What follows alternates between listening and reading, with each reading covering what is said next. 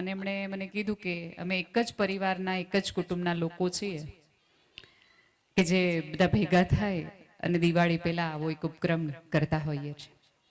હવે આમ તો પરિવારો જ નથી બચ્યા, કુટુંબો જ નથી બચ્યા, એની વચ્ચે આ ગામના એક જ બીજના અલગ અલગ અલગ લોકો ભેગા થાય અને દિવાળી અને પ્રસંગ ઉજવે. આમ તો દિવાળી ત્યારે જ કહેવાય કે જ્યારે તમારા પોતાના તમારી આજુબાજુ હોય. અજાણ્યાને ફોરવર્ડિયા મેસેજ કર્યા રાખે ની તમને મોકલે, તમે એને મોકલ્યા રાખો, જરાય તમને રાજીપો ન હોય, નો રાજીપો એમને હોય. અંગત રીતે આમ જુઓ તો તમારા ઘરે જે પુત્રવધુ છે એ તમે એકચ્યુઅલી લક્ષ્મીની જેમ રાખતા હો તો દરરોજ તમારે ત્યાં ધનતેરસ છે. તમારે ત્યાં બાળકો અને મહેમાનો આનંદથી આંગણામાં રમી શકતા હોય તો તમારે ત્યાં રોજ દિવાળી છે. પતિ પત્ની રોજ એકબીજાને નવીસરથી જોવાની તૈયારી દાખવતા હોય, બધું જ જૂનું ભૂલીને એકબીજાનો હાથ પકડવા માટે મુશ્કેલીમાં સાથે હોય તો રોજ તમારે બેસતું વરસ છે. માતા પિતા આજીવન આશીર્વાદ દઈ અને તમારી આજુબાજુ રહેતા હોય તો તમારે ચારે પ્રહોર દિવાળી છે. આમ જો તો આજે ભાઈબીજ છે. ભાઈબીજ એટલે મને હંમેશા એવું લાગે કે આપણે ત્યાં તકલીફ એ થઈ કે કોઈ ધર્મના વડાઓએ કે કોઈ શાસ્ત્રદારોએ વ્યવસ્થિત સમજાવ્યું નહીં કે આપણે ત્યાં દરેક તહેવારો પાછળનો આશય શું તો.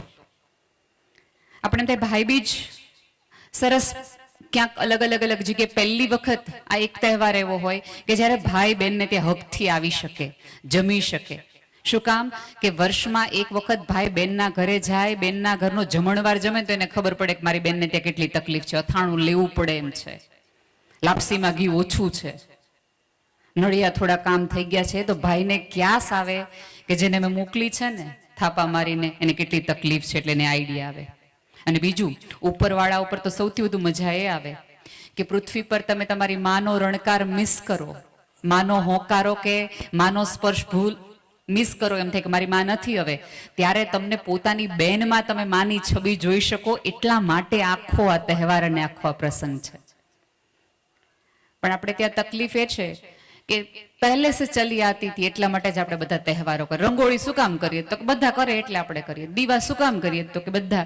કોઈ આપણને ન કીધું કે રામ જ્યારે વનવાસથી રામને મારીને આવ્યા પછી અમુક દિવસો સુધી જ્યારે એ અયોધ્યામાં પહોંચ્યા ત્યારે અંધારું હતું, અમાસ હતી.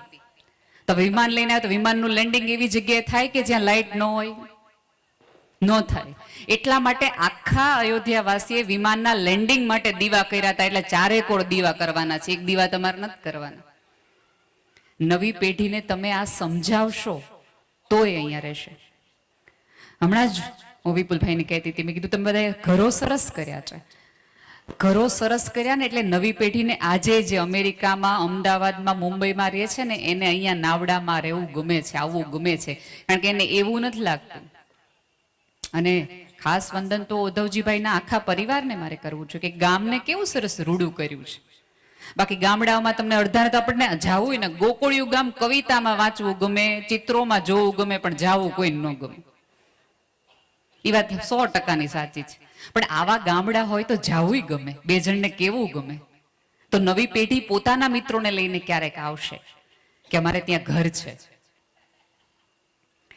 વાત મને જ્યારે જ્યારે મારે પ્રવચન આપવાનો વાત થાય ને હરેશભાઈ, એટલે બધા એમ કે બહેનોને કહેજો, બહેનોને સમજાવજો.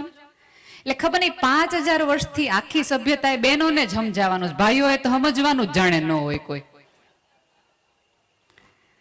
થોડુંક ભાઈઓ સમજી જાય તો બહેનોય થોડીક આગળ વધે અને સમજાવે. મને ખબર છે જો આમાં તમે તાળી નહીં પાડો તો મચ્છરે નહીં મરે, એટલે થોડુંક વચ્ચે વચ્ચે પાડતા રહેજો એટલે બે કામ થશે.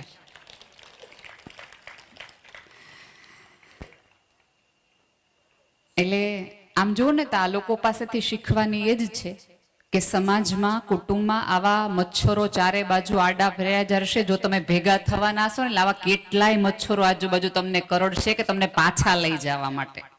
આ એક મચ્છર તો તમને દેખાય છે. આવા તમારા ફોનમાં, તમારા ઘરમાં, તમારા કુટુંબમાં કેટલાય મચ્છરો આટા મારે છે. આને તમે મારી શકશો. અત્યારે તમે સરસ મજાનું, ઘણી બધી બહેનોએ રોજ સવારે અહીંયા ફળિયા વાળતા હશે. આજુબાજુ વાળા કેટલો બધો કચરો નાખી જાય, તો આપણે કેવા બાંધવા જઈએ કે મારા આંગણામાં કચરો ન જોઈએ, મારા આંગણામાં કચરો ન જોઈએ. કોઈ સાસુને પોતાની દીકરા વહુ વિરુદ્ધ ચડાવી જાય, એવા વિચારો ગંધા કચરાના નાખી જાય, તો કોઈ સાસુ એમ ન કહે કે મારા ઘરમાં કચરો ન જોઈએ. કોઈ દીકરાની વહુ એવું ન કહે.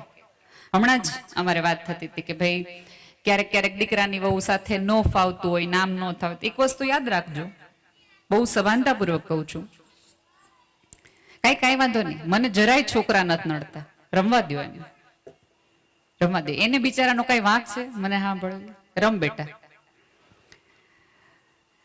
અંગત રીતે માનું છું, બધા જ વૃદ્ધાશ્રમો જોવે અને દીકરાની વહુનો વાંક કાઢે કે અત્યારની વહુ આવી, અત્યારની વહુ આવી. વહુ આવી એને તો 10, 15 વર્ષ, 20 વર્ષ થયા. તમે જે 30 વર્ષનો 25 વર્ષનો દીકરો બદલાઈ ગયો, પહેલો વાંક તો દીકરાનો આવવો જોઈએ, પછી દીકરાની વહુનો આવવો જોઈએ. એ તમારો ન થયો ત્યારે બહારના નિયમને સ્થિતિ આવી ને. અને બીજું સૌથી મહત્વનું કે આપણે સ્ત્રી પાસેથી એવી અપેક્ષા રાખીએ કે અમારી દીકરાની વહુ છે એ અમને માં ગણે, અમને પિતા ગણે, અમારું ઘર ગણે, અમારું કુટુંબ ગણે, અને છોકરીઓ દીકરીઓ ગણે તે, એમાં કોઈ સવાલ નથી. હવે તમે દીકરી પુત્રવધુ પાસેથી અપેક્ષા રાખો કે મારા મમ્મી ને મમ્મી ગણે, મારા પપ્પા ને પપ્પા ગણે, મારી બેન ને નણંદ નહીં પણ બેનની જેમ રાખે. હવે આનો આ રોલ એક પુરુષ કરે તો કે હાહુનું તો બહુ છે ને વારા ઘડીએ જમાઈ તરીકે જવા જોઈએ. તમે તરત જ વાંચો, તમારા મમ્મી બીમાર પડે અને તમારી દીકરાની વહુ છે એમને હોસ્પિટલ લઈ જાય, મંદિર લઈ જાય, તો આપણે બહુ ખરેખર સીતા જેવી છે, એવું ધ્યાન રાખે આ યુગમાં. તે હવે છોકરીના મમ્મી પપ્પા બીમાર થયા હોય ને હોસ્પિટલમાં ગયા હોય, ભાઈ લઈ ગયા, તો ન્યા જો કેવા તરત હાલી હાલીને વયા જાય છે. જો તમે દીકરાની વહુ પાસેથી અપેક્ષા રાખતા હો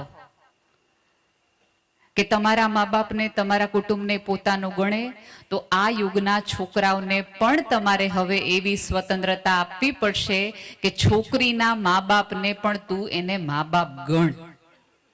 એમાં જરાય કઈ ઓછું કે વધતું થઈ નથી જતું.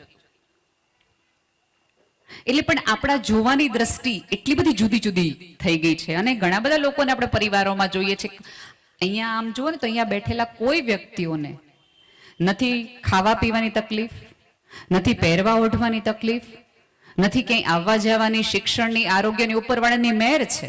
અને લાદર તમારા થકી તો આ ગામ કુટુંબના કેટલા બધા, આ પરિવારના કેટલા લોકોને હું ઓળખું છું એવાને કે જે સમાજની કેટલી બધી સેવાઓમાં સાથે જોડાયેલા છે. નિલેશભાઈ, રેખાભાભીને તો અંગત રીતે ઓળખું છું, એટલે મારી સ્કૂલ સાથે જોડાયેલા છે, એટલે મને ખબર છે કે કેટલી આરોગ્યથી લઈને શિક્ષણનું કેટલું સરસ કામ કરે છે. આમ તમે જુઓ તો તમારું ગામનું નામ જ છે નાવડા. ના વડા, તમે વડા થવા માટે જ સર્જાયેલા છો, કોકના ને કોઈ જુદા જુદા રીતે, કે એ પોસાય એવું તમને છે. ક્યારેક આપણું બધાનું ધ્યાન નથી જતું.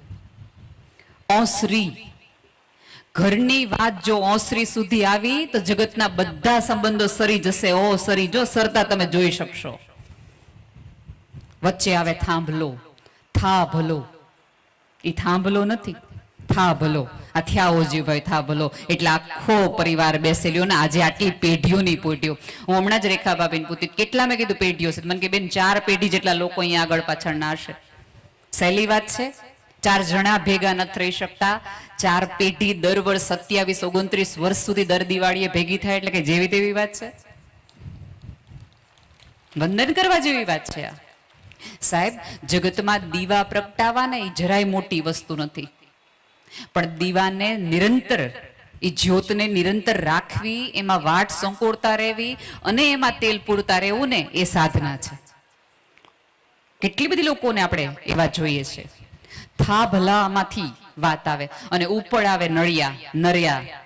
જે થા ભલા થયા છે એને ઉપરવાળો સતત કહે છે કે અહીંયા કોઈ રહ્યું નથી, એટલે કોઈ એવા વેમમાં રહેતા નહીં. જે આવ્યા એ ગયા બધાનું જ છે. આપણે આ પૃથ્વી પર આવ્યા જ્ઞાની ખેલ નથી. તમને શું લાગે, તમને બધાને અમથે અમથા મોકલ્યા હશે પૃથ્વી પર? આમ જુઓ તો ઈશ્વરે 24 અવતાર લીધા પૃથ્વી પર. 24 અવતારનો પોતાનો એક આશય હતો કે પૃથ્વી પર આ વધ્યું એટલે એને આ અવતાર લેવો પડે, પૃથ્વી પર ઓલું થયું એટલે એને અવતાર લેવો પડે. તો ઈશ્વર પણ એક ગોલ વગર પૃથ્વી પર ન આવ્યા હોય તો મને ને તમને અમથા મોકલ્યા હશે? કંઈક તો હશે ને વિપુલભાઈ, કોઈક કારણ તો હશે ને. આટલા લોકો કોરોનામાં ગુજરી ગયા, કેમ તમને મન કાંઈ ન થયું? કોઈક શ્રદ્ધા તો હજી એના મારામાં તમારામાં હશે ને કે આનામાં માણસાઈનું આટલું ટીપું છે, આને રાખ તો આના હિસાબે બીજા 10 તરી જાય, આને જીવાડવા જેવું છે. કોઈક શક્યતા તો એવી હશે ને.